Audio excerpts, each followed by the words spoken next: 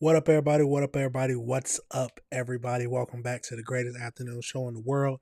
That is AC Reviews the World, and I am your host, AC the Engineer. And we are at episode 189, y'all. 189. Let's give it a round of applause. Hopefully, everybody had a good day today. It is finally Friday, May 15th, 2026, year of our Lord. And it's been the end of another great week. Hopefully everybody had a good week this week. You made some more money, you worked harder, you worked out, you did what you had to do. That's the main thing. But it's time to get to the greatest afternoon show in the world, where we go over 4 or 5 topics of just things that I found that we need to review. Why? Because the world is a crazy place and we have to review it together, y'all. Now, the best way to show your support is always just to hit that like button, hit that subscribe button, and hit that notification bell so you can be up to date on all the videos. Now, the best way to reach out, if you ever want to, you can always send stuff over to my email, acreviewstheworld@gmail.com, a dot after the A and a dot after the C. But you know how I like to do it. Let's jump right into it. The first topic we're discussing today is we got to go over to a billionaire, Stephen Colbeck, who got 3 felony charges. And the craziest thing is his fiance is a woman who set up men on dating apps and then used that as an end to break into their houses. Billions of dollars, and that's his fiance. But let's get over into it. We got a few videos to look at, and then of course we'll go over to the AI breakdown just to find out just a little bit more information about the case. But remember, y'all, let me know your thoughts. Let's jump into it and see what we can find out. Developing tonight, a wealthy timeshare company founder and former candidate for governor is arrested. Investigators say Stephen Colbeck tried to intimidate witnesses to protect his fiancée, a penthouse model accused of preying on wealthy sugar daddies in a high-stakes scheme. Fox 11's Gina Silva, a lot there, right, is live in Beverly Hills with the story. Gina? Christine, these are very serious allegations. If he is convicted on all counts, he could face up to 11 years in state prison. And this is a man who just 1 month ago told us that betrayal of trust is unforgivable. Don't bust the trust. You bust the trust, okay? You don't exist in my life. Those words may now be coming back to haunt Stephen Colbeck, who is facing serious allegations of his own. The former California gubernatorial candidate was arrested on 4 counts, accused of trying to intimidate witnesses expected to testify against his fiancée, Adva Lavi, also known online as Mia Ventura, the very same woman accused of using dating apps to pose as a girlfriend, gain access to wealthy men's homes, and steal cash, gold, and high-end designer goods. If 3 people come to court and say, look, I was intimidated, I was harassed, I was threatened, that becomes a pretty compelling case. Criminal defense attorney and former... Now, let me say something. First things first. How in the world are you going to risk your future as a billionaire? He's a Las Vegas real estate developer billionaire. And he risks 11 years of his freedom, his hard-earned money, to try to tamper with witnesses that your fiance, because your fiance is over here robbing men. At this point, just leave her. But this is crazy. Let's keep going though. Prosecutor Dimitri Gorin, who is not involved in this investigation, says emotion may have played a role in this case.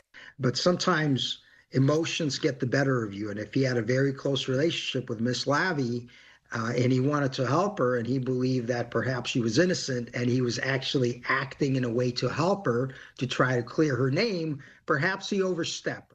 According to the felony complaint, the alleged intimidation spanned 3 months, from December of last year through March.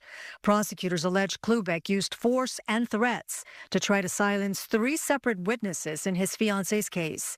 And in a 4th count, a misdemeanor, Colbeck's accused of making annoying phone calls, including threats of injury to another man connected to the case. My name's Gina Silva. I'm with Fox 11 News, and I want to give him a chance to respond. We could give him the message, but he's not here at the moment. Klubeck was one of disgraced Congressman Eric Swalwell's biggest supporters until that campaign fell apart over sexual assault allegations. Klubeck told Armat Seedorf integrity was non-negotiable. It's about being ethical and moral and telling the truth. At the end of the day, the government is going to have to prove beyond a reasonable doubt that he intimidated, threatened, or tried to pay off witnesses. And until they do that, he's presumed innocent. It's a crazy thing when the man who say he stands for integrity kicks him out of his house because he's trying to stand up for integrity, but he's claims of witness tampering for his fiance. And then the fact that he has a fiance who would do this in the first place, and he stayed with her after finding out, or he probably already knew about it. This is crazy. Klubeck's attorney issued the following statement. These charges are false, and we look forward to our day in court. Klubeck is out on $300,000 bail. Arraignment has not been scheduled yet. As for his fiancée, Adva Levy, she is due back in court next Monday. Let's go over to one more video and see if it tells us anything else.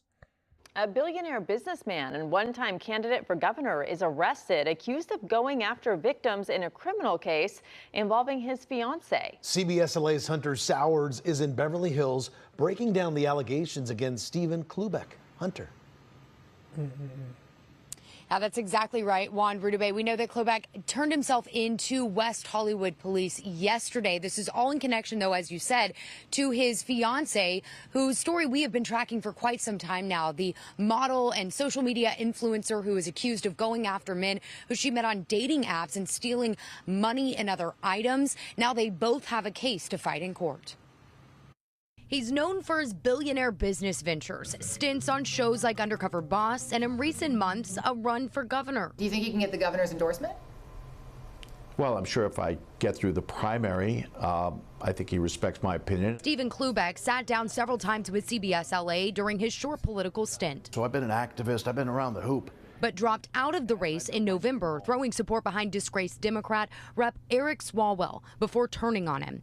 Now he's accused of interfering with a police investigation. Detectives say he was caught preventing or dissuading a witness or victim from attending or testifying at trial or proceeding, with one count alleging Klubeck used force or threatened to use force against the victim. It's all in connection to the criminal case involving his social media influencer fiancée, Mia Ventura, whose real name is Adva Levy. She's accused of residential burglaries, where detectives say she would meet wealthy men online, go to their homes, and steal from them while they were there. She's known for going on podcasts and bragging about getting money from the men she was dating. Here's where the cases connect. One of the victims listed in Mia Ventura's theft case is Mike Farag. Now, in Klubeck's criminal complaint, Mike Farag is listed as one of the victims he called to threaten and stop him from testifying. On Wednesday, we spoke to Klubeck's security guard, who told us he wasn't home, they didn't know when he would be returning, and that they had no comment on the situation. Now, he bailed out of jail yesterday on a $300,000 bail. We have reached out to the attorney representing Klubeck, who tells us that they believe these allegations are false and they look forward to their day in court.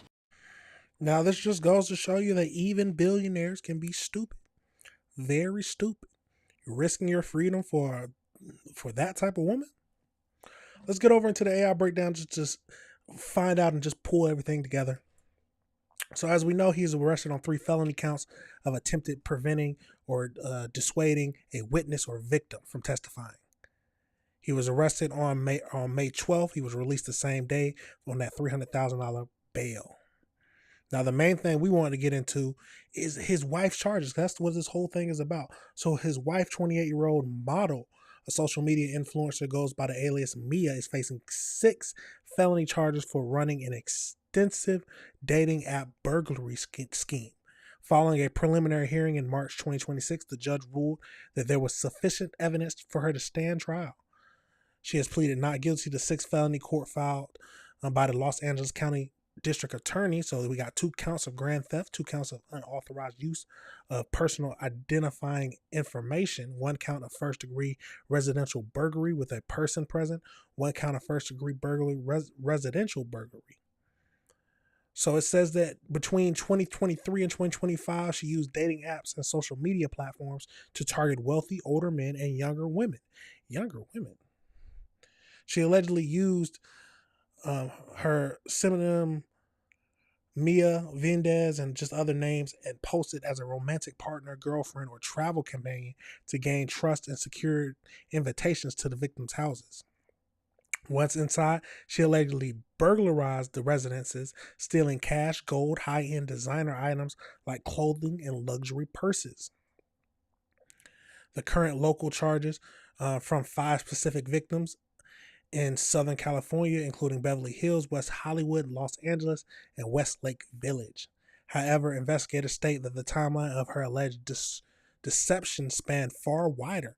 More than 10 additional potential victims have come forward since her initial arrest, and separate police reports have been filed against her in Nevada, Florida, France, and Italy.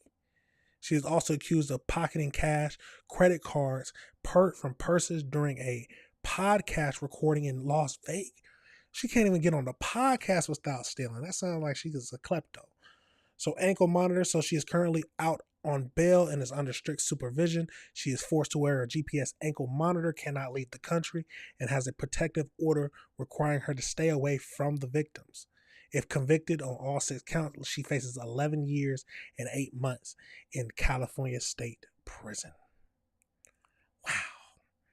And a billionaire fiance tried to bail her out by doing witness tampering, by trying to force witnesses through physical violence or just threats.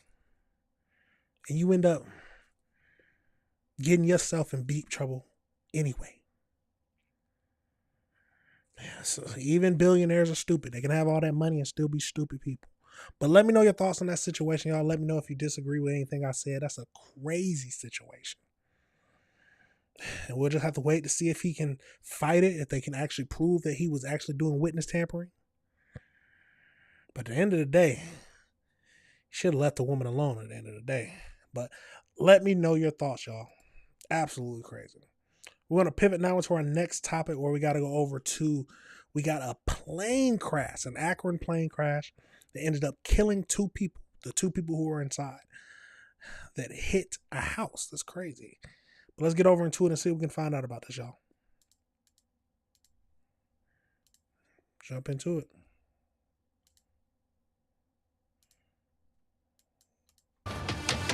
Tonight, we are following breaking news out of Akron. 2 are dead after a plane crashed into a home. You can see images right here of the flames and smoke erupting from that home. This is on Canterbury Circle in Akron. Now, here's a live picture from our drone of the aftermath. Right now, crews and investigators are on the scene looking into how all of this happened. Let's get a ride out to our Hunter Bertram, who arrived on the scene shortly after the crash. Hunter, what's the latest? Yeah, Russ, we still don't know the identities of the 2 people who were killed in this plane crash in this Coventry Crossing neighborhood. We do know the people who were inside the home at the time were able to make it out of the home without any injuries. The Ohio State Highway Patrol says a 1963 Piper Cherokee single-engine aircraft went down around 3:45 this afternoon off Canterbury Circle. Investigators say the plane had taken off from Akron Fulton Airport before the crash. Here's what fire had to say when that call came in.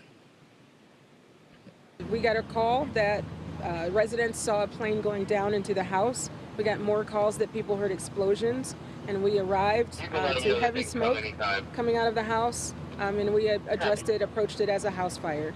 No injuries to the residents who lived there. They were able to get out. They were home, but we do have 2 deceased people inside of the plane. What? Oh my God. God is looking after you, because there's the fear running through my mind. If you wake up and a plane smashes into your house.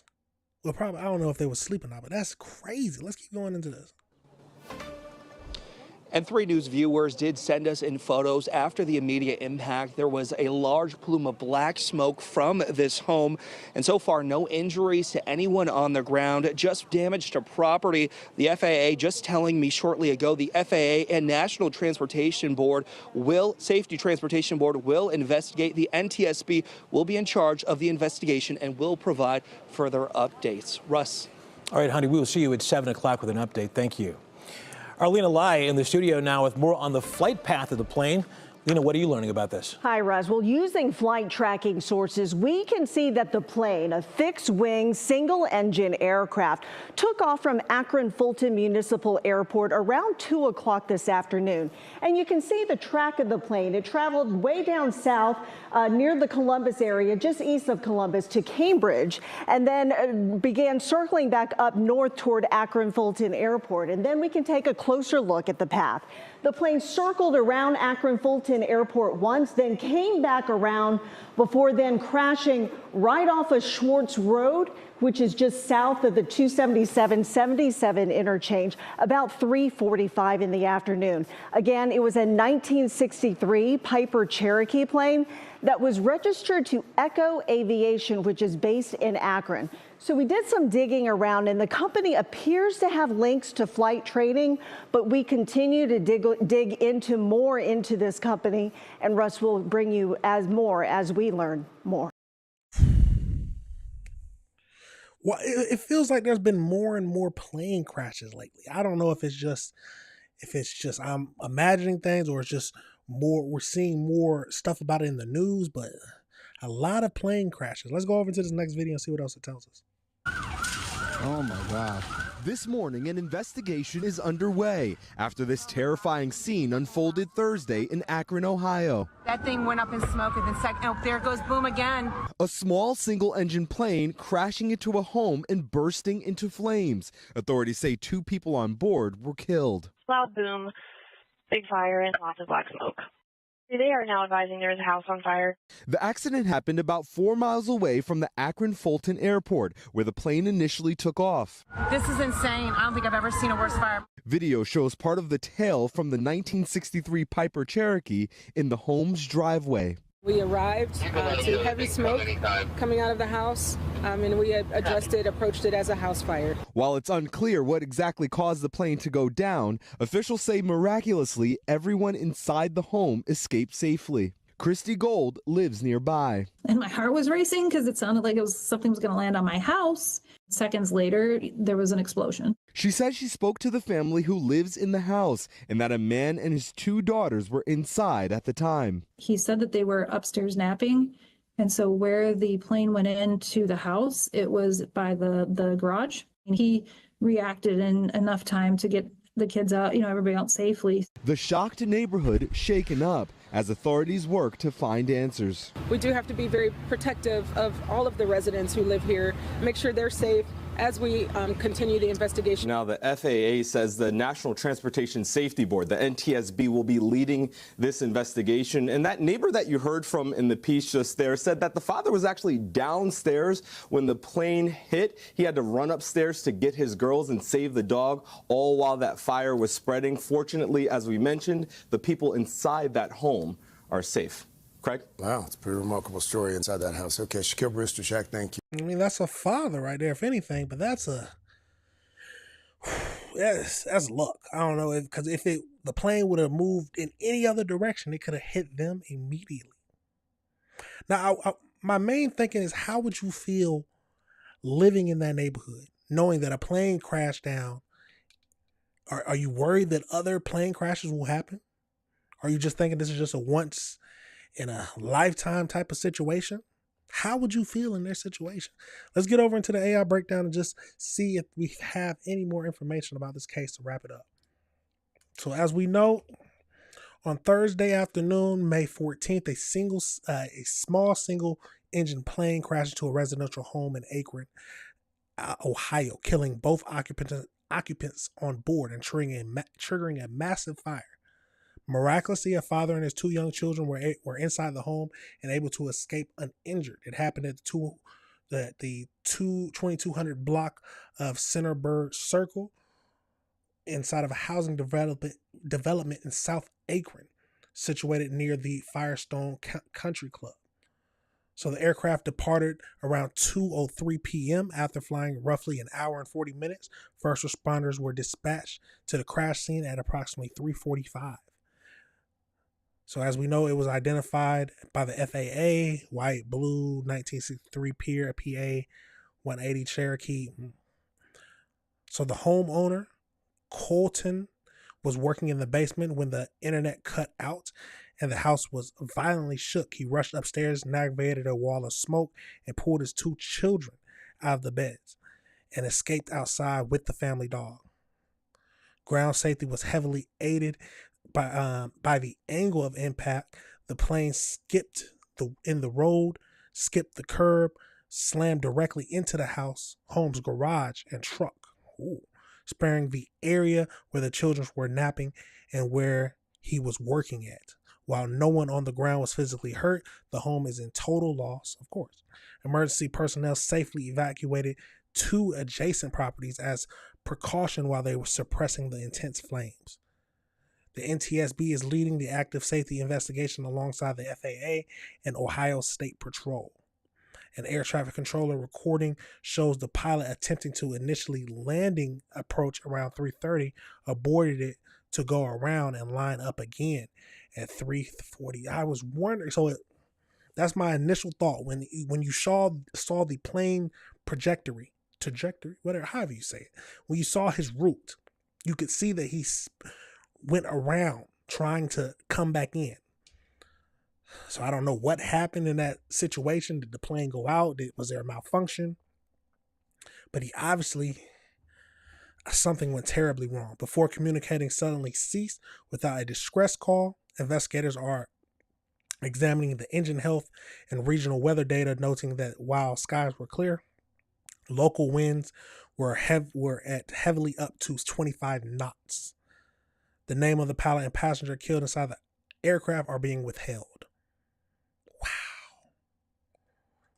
So it's crazy. He was trying to, okay, so the biggest thing that I'm taking away from this is that he tried to do an initial landing at that 3:30 p.m., aborted it to go around and line up again. And while he was trying to line up again, that's when, for some reason, it crashed. So most likely, just my thinking, I'm not really don't know too much about the plane mechanics and everything, but if he didn't get any distress call, and most likely something happened with the power and it cut out. That's my only thinking. Let me know if you know any more about different plane mechanics and anything like that, but that's a wildness. What are the odds that happened? And you can only thank God that you weren't in the wrong spot of the house at the time. Wow. The world's a crazy place and there's a lot of crazy things going on, y'all. Let me know your thoughts and let me know if you disagree with anything I said. We're going to pivot now over into this next topic, which is a little weird, but I found it and I feel like we needed to talk about it. It's about a father who ended up having to fight his grandparents for their visitation rights. I wonder why, or not his grandparents, his child's grandparents for visitation rights. Now, it's a crazy story about a wife and mother having cancer and dying, and her parents. It's a deep story. Let's get over into it though. I'll try to explain. Let's jump into it and see what we can find out about this story, y'all. Let's jump into it. I think there's something here that I can find. Scott Nasso says he's been in survival mode ever since his wife died 2 years ago, locked in a legal battle over grandparents' rights with his late wife's parents. This is about parents' rights. Being a grandparent doesn't give you inherent rights to your grandchildren. Scott's wife, Sherry, was diagnosed with breast cancer, enduring rounds of chemo and radiation. After they thought she was in remission, the two got married and had a little girl named Layla via surrogacy. In 2023, Sherry started feeling unwell again. Her parents kept telling her her symptoms were related to Prozac withdrawals. I'm a layperson, I'm not a doctor. I believed it. I know she believed it. I really thought that was it. Court records show text messages between Sherry and her parents, Gila Korshand and Siavash Garishi, both doctors. When Sherry complained about her symptoms, they told her she didn't need to see another doctor. She needed to wait it out. Scott says he believed his in-laws at first, but thought Sherry needed a second opinion anyway. After meeting with a friend's father, who was a neurologist, Sherry went to the ER. She had brain surgery, and it was a 4.2 approximately centimeter brain tumor, so about the size of a golf ball. You know, they did surgery, and she came out of surgery in a coma. She died 11 days later. The day she died, you saw her parents do something that troubled you. Yeah. What was it? Sherry's parents had Layla pinned on the ground. Sherry's mother had her pinned by her shoulders, and Sherry's father had one hand on her chest, and I know now was a syringe of prednisone that he shot down her throat. In court, Siavash said he was treating Layla for croup. He said that as Layla's pediatrician, he didn't realize he needed to have Scott's permission to treat her. By that summer, Scott decided he did not want them visiting Layla anymore. Their reaction, swift. What was your reaction when you got served with, we want to exercise our grandparent rights? The one thing I'll say on the grandparents' rights thing, it's they're petitioning for visitation because grandparents don't have these inherent rights to visitation. A judge gave the grandparents temporary supervised visits. Those visits were initially paused during a Department of Health investigation into Siavash. Scott refused to restart the visits later. The judge. I'm not going to stop it too much, but this is a very complicated situation. Do you think he's wrong for wanting to stop the grandparents' visitation rights? At the end of the day, it's his child. Let's keep going. Judge ultimately deciding in Scott's favor. That decision hanging on a key piece of evidence, ironically, Sherry's parents provided, a secretly recorded tape where Scott lists his concerns to some family friends. I said, are you here to spy on me? Are you here to record me? No, we're not. Yeah, as it turned out, they were. Did Layla ever ask to see her grandparents? Layla has never asked, no. And what would you tell her if she did? When she gets older, that's going to be obviously going to be a conversation we're going to have. Now, the custody judge did not find Sherry's parents caused her death, and there's been no malpractice determination. We should note that the day after Sherry died, her father closed his practice and her mother resigned. Both let their medical licenses expire. ABC News has reached out to Sherry's parents, and they are not commenting. We'll have much more on my interview tonight on Nightline, and you can catch Scott's story on People Magazine's website Thursday. Fascinating. Now, this is a very interesting story.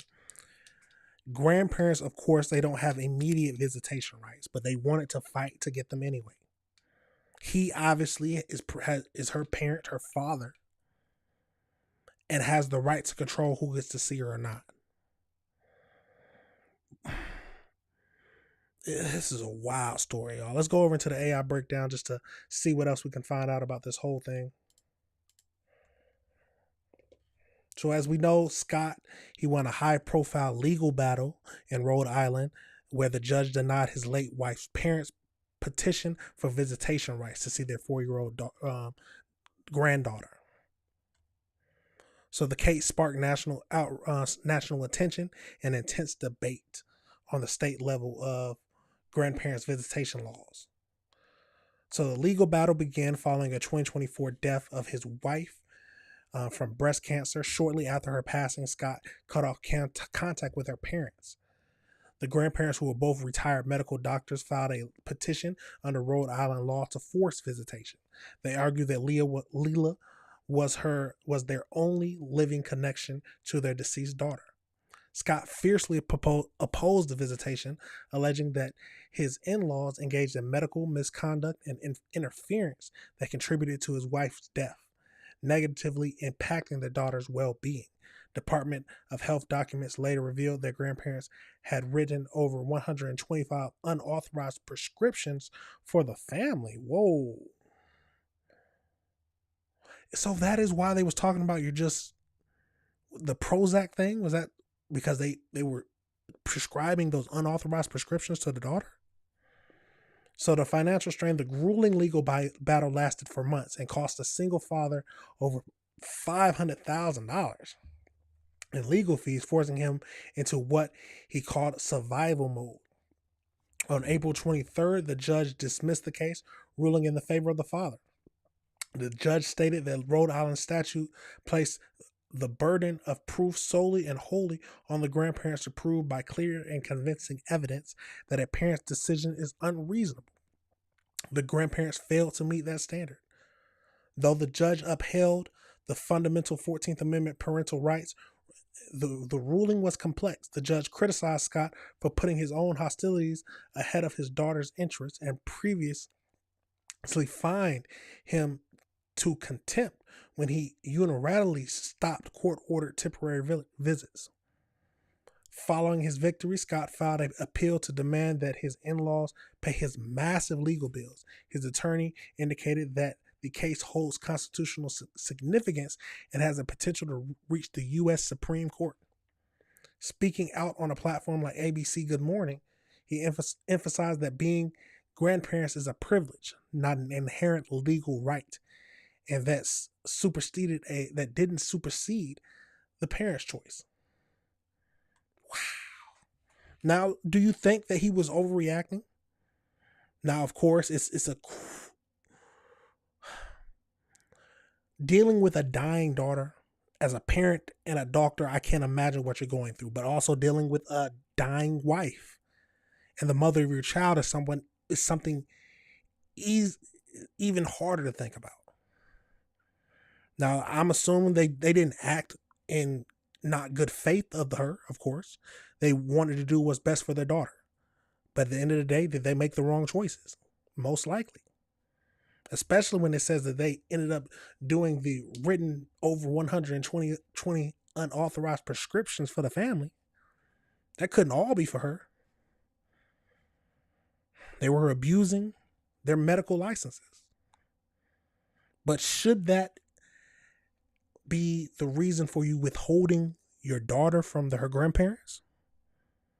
Now, I don't know if he was lying about it or not, but he did mention they asked him if the daughter ever asked for her grandparents. And he said, no, she's never asked for them. Now, is he lying? Because thinking about just kids growing up, if a grandparent is in the kid's life a lot,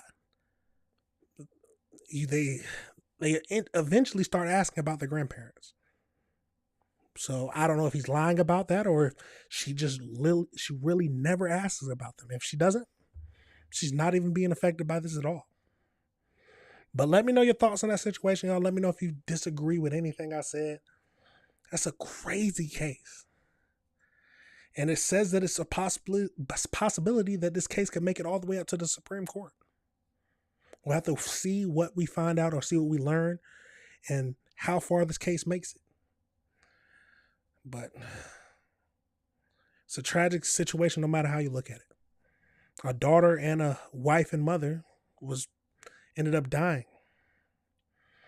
And that's always hard to deal with.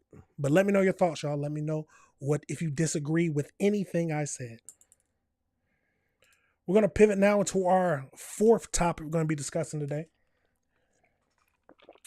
And we got to go over into Marion County. So we got a Marion County deputy who was stabbed repeatedly in the chest. And you could hear the suspect saying, after he was finally arrested, I could have killed you. I should have killed you. But let's get over into it. We got a few videos of him where we see the interaction as well as him in court. And then, of course, we'll go over into the AI breakdown just to find out a little bit more information about it. But y'all remember, the best way to show your support is always just to hit that like button, hit that subscribe button, and hit that notification bell. Let's get over into it. This is our next story covering Marion County. A deputy took down a suspect minutes after body camera video showed him getting ambushed. Deputies say Heriberto Medina Marquez is now facing a charge of attempted murder of a law enforcement officer. West 2's Luana Munoz is joining us live from the jail where Medina Marquez is being held.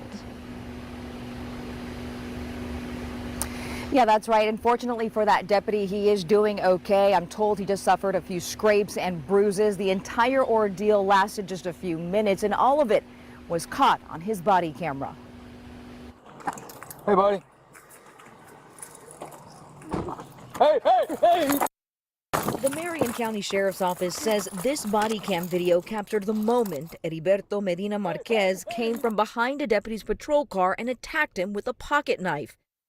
The deputy fell to the ground after Marquez tried to stab him, then got on top of him, aiming for his chest. The deputy's vest spared him from getting severely hurt. Marquez then ran into the woods. The deputy chased him while calling for backup. Hispanic, male, green shirt. He's running through the woods right now. I believe he's got a knife. It happened Wednesday around 5 p.m. after a deputy responded to a suspicious person call in Dunellen. You know, it's a little nerve-wracking. Officers like Deputy Fitch, they've been doing this for some time. You're out there trying to do the right things for the right reasons and help people. And that's exactly what he was doing yesterday. Subject tried to stab him. Deputies surrounded the area on the ground and in the air. Within minutes, Marquez came back out of the woods. I think he knew in the end that he didn't stand a chance of getting away, and he surrendered. Come here now! Put your hands up! The subject's crossing the road right now. He's got something in his left hand. I can't tell what it is.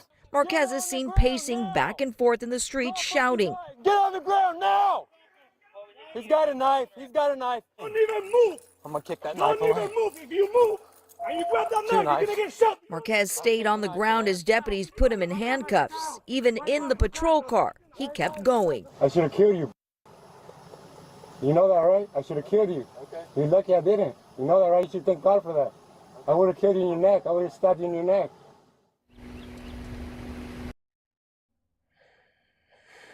Yeah, there's some people who deserve to be in jail. I mean, we got to call it how it is. There are a lot of people in this world who need to be in jail and don't need to be out here regular people. He tried to ambush a police officer. Now, I don't know what he has against that cop, but it sounds like he just wanted to kill just any cop who came. It's not like he was targeting anybody. They got a random call saying about a suspicious person. And then he comes out from behind the car trying to stab him. Luckily, the police have to wear vests, but if he would have aimed anywhere else, he could have got him. But let's keep going. Absolutely wild video there. And once again, Medina Marquez is facing a charge of attempted murder of a law enforcement officer and also resisting arrest. He is currently behind bars here in Marion County, facing no bond. Covering Marion County live from the Sheriff's Office, I'm Luana Munoz. Yeah, hey, buddy. I'm not surprised he doesn't get no bond. Let's keep going into this. Hey, mother... Officials say a sheriff's deputy in Florida was saved by his bulletproof vest when a suspect attacked him with a knife. The Marion County Sheriff released this video of the incident. After rushing the deputy and hitting him on the ground, the suspect fled into the woods while the deputy called for backup. Did he say that the subject tried to stab him? That's 10-4. He had something in his hand. I can't confirm if it was a knife, but I was on the ground and he was steady hitting my chest. But my vest got it. When other deputies arrived, the suspect emerged from the woods and surrendered. But even after he was put in handcuffs, he had a message for the deputy he allegedly attacked. I should have killed you. You know that, right? I should have killed you. Crazy. Let's go over to this next video where we see him in court. The man accused of stabbing a Marion County deputy is being held without bond. I'm News 6's Amy Russo. That suspect had his first court appearance this morning. And get this, we're now learning this is not his first time being violent with a member of law enforcement. That was my car. I'll let you explain. Give me 1 second. That was 38-year-old Heriberto Medina Marquez interrupting when his criminal history was read aloud at his first court appearance Friday morning. Resisting an officer with violence from 2015. Resisting an officer with violence from 2015, battery on a law enforcement officer from 2011. Medina Marquez notably in a wheelchair now. When given the chance to speak, this is what he said. It seems that you wanted to say something about one of the charges that the state attorney Rick... No, I don't want to talk about it. I already told you. I don't want to talk about it. I already told you. I don't want to talk about it. I already told you. Medina Marquez has been charged with attempted murder on a law enforcement officer after this. Hey, buddy. Well, we got the gist of that. Let's go over into this AI breakdown because that gives us even more details that we need to talk about. So as we know, the Marion County Sheriff's Officer Robert Fitch survived an ambush of multiple stabs to the chest on Wednesday. So we know that the 38-year-old Herberto was at the scene and charged him with an attempted murder. The deputies responded at around 5 p.m. calls regarding a suspicious person standing in the road shouting curse words near that, 10th place in Florida. As Deputy Fitch stepped out of the patrol vehicle, he rushed from behind the car, tackled him to the ground, and repeatedly stabbed at his chest.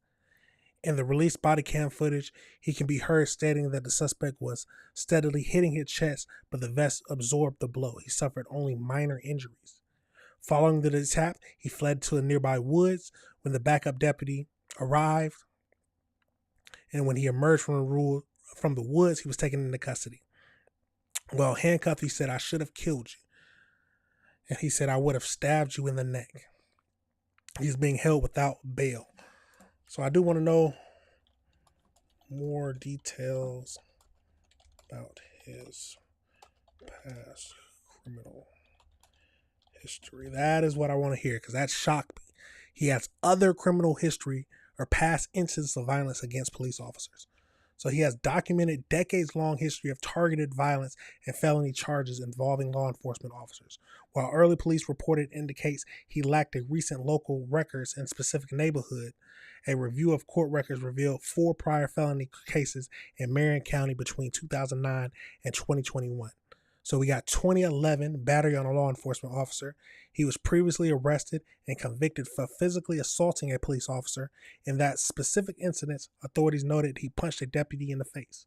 In 2015, records show that he shows a separate felony conviction where he violently fought back against an arresting officer during a past encounter.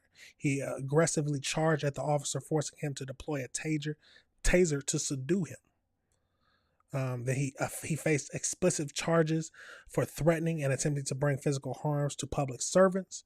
And then beyond his records of violence against the police, he has past felony cases, including property crimes and charges. During his first appearance in a county jail, his violent history was read in court, citing the extreme danger he poses to the community and a specific pattern of attacking law enforcement. The judge formally denied his bond. He is currently scheduled for a felony arraignment on June 16, 2026. Wow. Well, hopefully he gets locked up for good this time, because that is crazy. Doesn't seem like he had any motive other than to cause harm to that officer. But hopefully we might find out something differently when he actually goes to arraignment. But he was sitting there and waiting, and he tried to ambush a police officer. And it's not the first time he's attacked law enforcement. He just does not care, and he has no fear of consequences. But let me know your thoughts on that situation, y'all. Let me know if you disagree with anything I said. That's a crazy situation, y'all. Absolute crazy. Let's see. So we got a little bit more time. Let's go over into one more topic. So we got some Wichita County law enforcement. So this happened a little while ago, where some viral body cam footage is going around, basically talking about a woman who was dragged out of Walmart and then basically choked by the police. But let's get over into it and see this body cam footage. We're going to see both her at Walmart, at McDonald's, and then at the courthouse. Let's get over, or the law enforcement center. Let's get over into it and see what we can find out, y'all. Let's jump into it.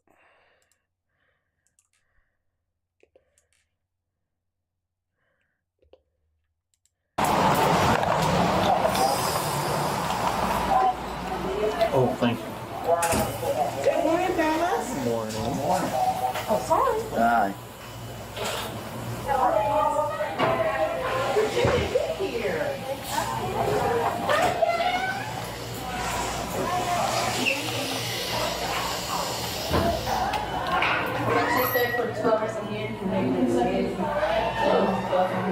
Hi. Do you have any ID on you? Ma'am? Do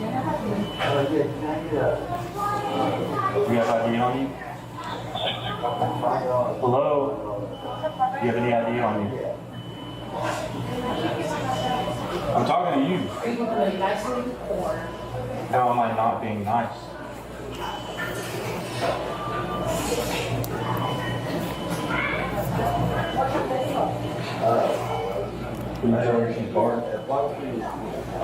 Yeah, I mean, I'm coming in like, we have some customer complaining about that because she's taking the time and then coming in and like asking something like that. You tell her she's barred. Do you want to bar her? I mean, I don't want, she's saying it. I need your ID. What? Okay, what's your name and date of birth? If I'm bored, can I get it? No, not yet. I don't even know who you are. How can I bar somebody that I don't know who they are?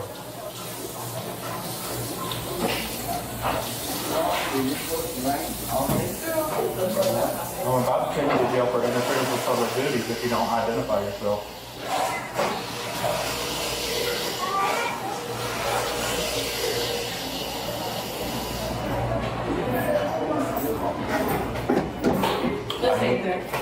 What? I don't even know who you are. What's your name? Give a fuck. Nigga, stop talking to me. I swear to God. I want to get the fuck out of your face. I want to get the fucking fuck out of your face. 3. Yes, 3. What's your name and date of birth?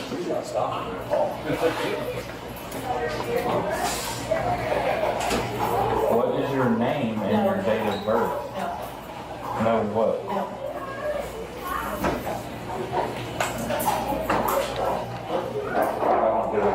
Oh, wait, can I? No. Is it this No, no, do not start reaching in there.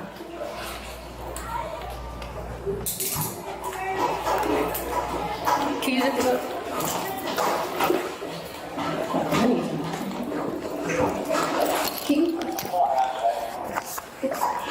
Don't start resisting. I'm using the restroom. No, I'm like literally. Here you go, brother. Quit. Get in my jacket.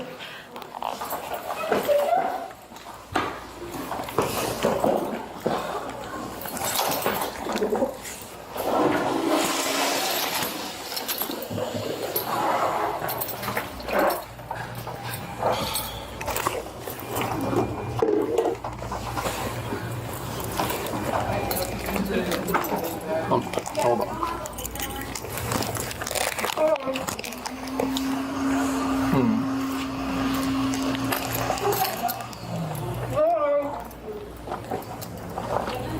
Now, just to give a little context, this is a 19-year-old autistic student who went to the college. So let's keep going into this. You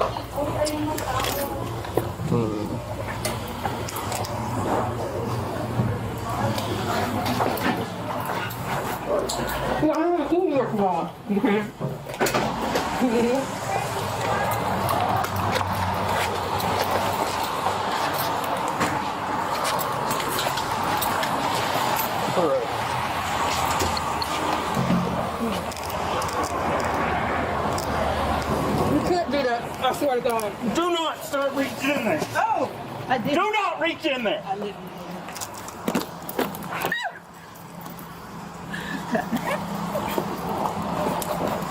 Oh, well. Chill. Oh, no.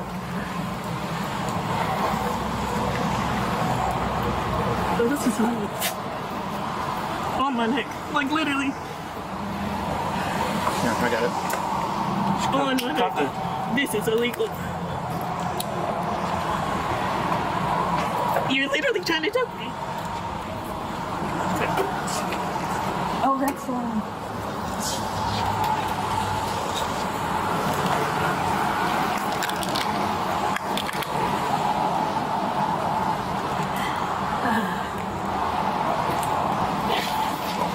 Stay down. Stay down.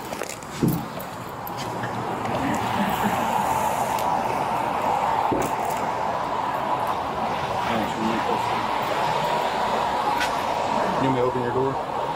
Yeah, the other side.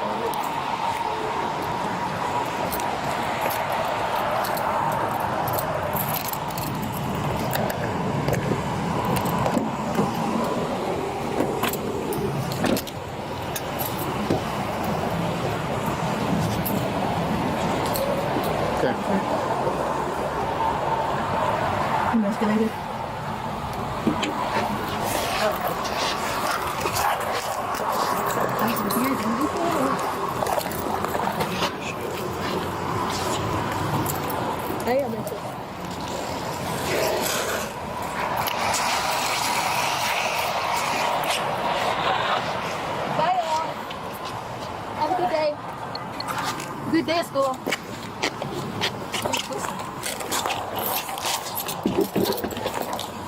Now, to me, it doesn't look like she's even making an attempt to walk. But we will have to say she did get up, try to get up, and he immediately put her back on the ground. So this is a very weird situation. Let me know if you're thinking this is excessive force.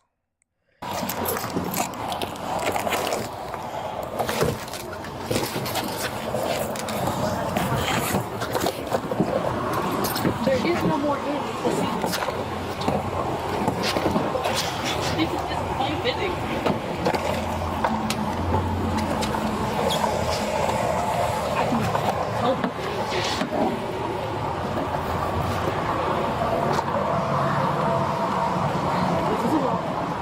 I don't like how he's not giving any commands. Give a command. Tell her to stand up. Tell her to sit upright. Tell her to walk.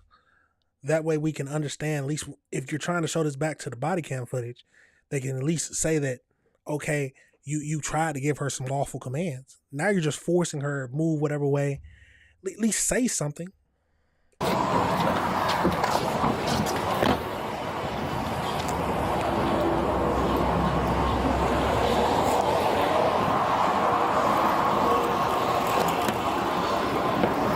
Let me take this and meet you up there.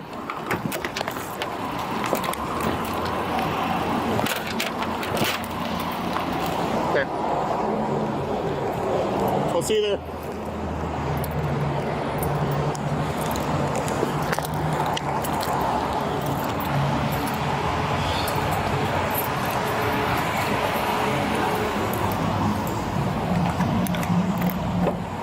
Yeah, this is crazy, y'all. Let's keep going. One more video we'll look at. I don't know if we'll watch the whole thing, but it's her inside of the actual law enforcement center.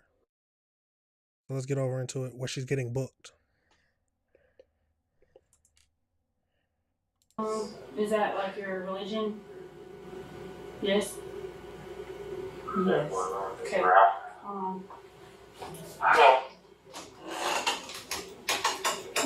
Purple Parsons. Can you come here real quick?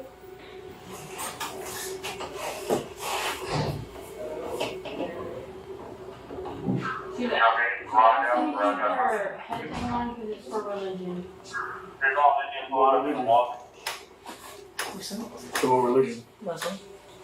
Yeah. Or Islam. Yeah. Whichever you want. Which head thing is it? The tan one and the black one? Do y'all allow it? No. That's not the question I wanted to ask you. Do y'all have a hijab? Or do you have a stocking cap for me? I have to look it up. Figure it out. But right now we need to take it. And then I'll do all my research Then I about it. couldn't get anything. I would have to just sit out there. Huh? I need a hijab. Okay, right now we're just gonna take it from you right now. And then I'll look into it and I'll get you one. You know that's not legal. At all. Look up religion. Like right now. We got time. I will wait with you. Okay, take it off for me. No. Cause it's just like necklaces. And we take all necklaces too. You do not take hijabs. At all. You know that. All three of y'all know I don't know that. I don't know your so religion. look it up. That's what I said. I just told you. You asked me, so I told you. I'll do some research about it. We will wait. Green. Welcome to booking. Okay. Well, real quick, can we get your piercings? And I'll put them in a little baggie. Okay, if you wasn't listening or if you couldn't hear what she was basically saying that you're not allowed to take my hijab. Now, I did just want to do a quick research on that. While law enforcement agencies have historically forced Muslim women to remove their hijabs during booking, recent lawsuits and court rulings are increasingly protecting these rights. Forcing the removal of hijab for booking photos or in front of men violates religious freedoms, with many departments now settling lawsuits changing policies to allow religious headwear or require female officers to conduct searches.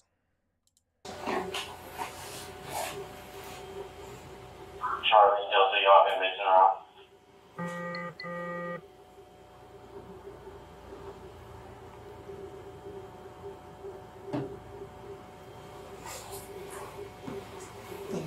flowers. Oh. Okay. Mm-hmm. You could have stayed. Oh. Yes, ma'am. Do you have your belly button pierced or anything? No. Okay.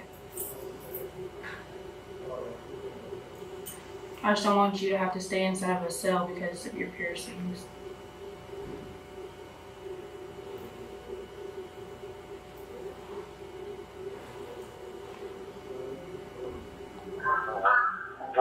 What's for? I'm gonna walk you back from releases. I'm gonna fast forward some.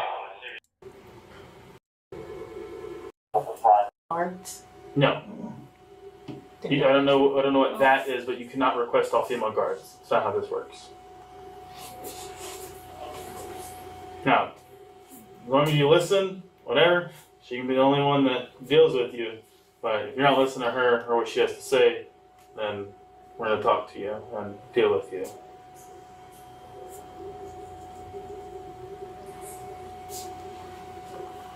She got a lot of piercings.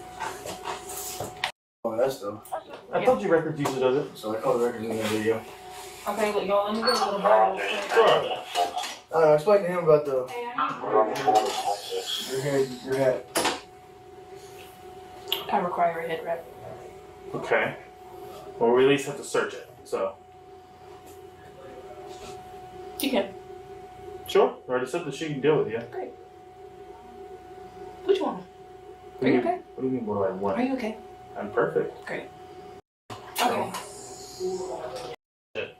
Okay. Great, I think you just locked all that off. You know, talk to Sammy real quick when he's in the office. I don't know. I asked him about it and we go from there.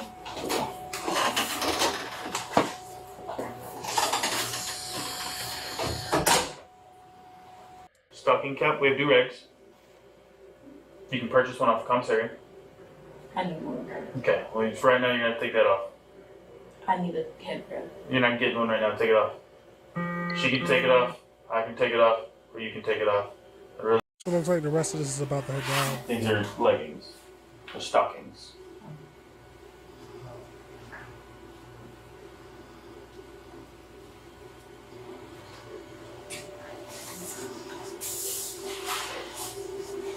You go ahead and remove your wig for me. Huh? I can't hear you. It's not what? That's most definitely a wig. You're funny. Okay. Go ahead and put your hands up on the wall for me. Oh, turn around. Yep. Put your hands way up here. All the way up. All the way as high as you can go. Touch the top up here. Yep, perfect. All the way to the wall. Flat. Yeah. Yeah, so then. Okay. Yeah. Just make sure you search underneath it real well.